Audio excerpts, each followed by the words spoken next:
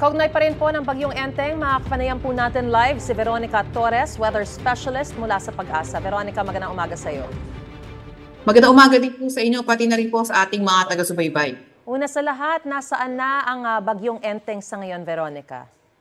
Ito ngang si Enteng as of 4 a.m. ay nasa coastal waters ng Paway, Ilocos Norte po. So ilang beses ba itong naglandfall? At pagkatapos ba maglandfall, humina ba o lumakas? Kasi normally, di ba dapat humihina yan? Opo. So, isang beses lamang ito naglandfall sa may bandang Aurora at ito naman ay nung nasa may bandang Cordillera Administrative Region ay humina naman po siya. Although ngayon pag-emerge nito sa sa West Philippine Sea ay posible nang habang papalayo ito ay lumakas na nga po ito. Lumakas pa ulit. Pero kailan ito inaasahan lalabas ng Philippine Area of Responsibility? At posible bang bumagal ulit yung bagyo at maantala yung paglabas niya ng PAR? Opo, so posible itong lumabas ng ating Philippine Area of Responsibility by Wednesday morning po. So, nakita natin, posible tuloy-tuloy na nga po yung paglabas nito.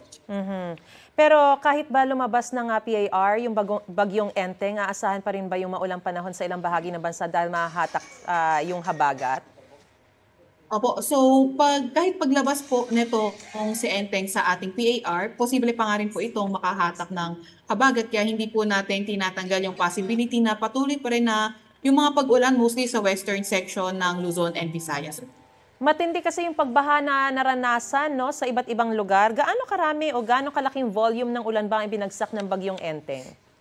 Opo, so kung titingnan natin yung September 2 na data, wala pa kasi yung inaantay natin 8 a.m. Pero nung September 1 na data natin, yung matataas na mga pag-ulan mostly sa may eastern section. So yung natala natin pinakamataas sa pag-ulan nung as of September 1. Nung September 1 ay umabot sa Daet, Camarines Norte kung saan umabot ng 200 plus yung rainfall and then followed by sa Infanta, Quezon.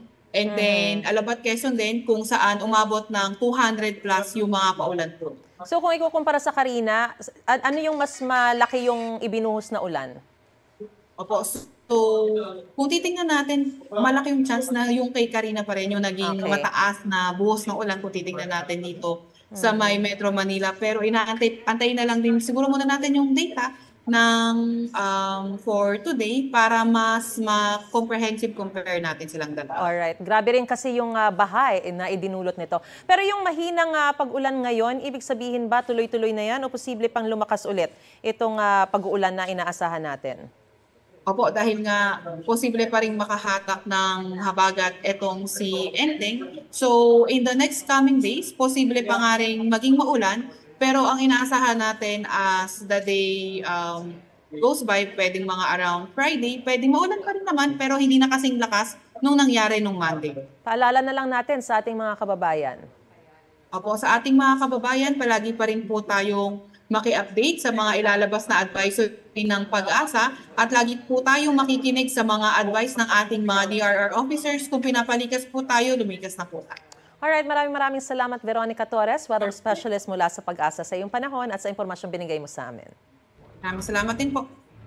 Mga kapuso, para una ka sa mga balita, mag-subscribe sa GMA Integrated News sa YouTube. Sa mga kapuso abroad, subaybayan niyo po kami sa GMA Pinoy TV at sa www.gmanews.tv.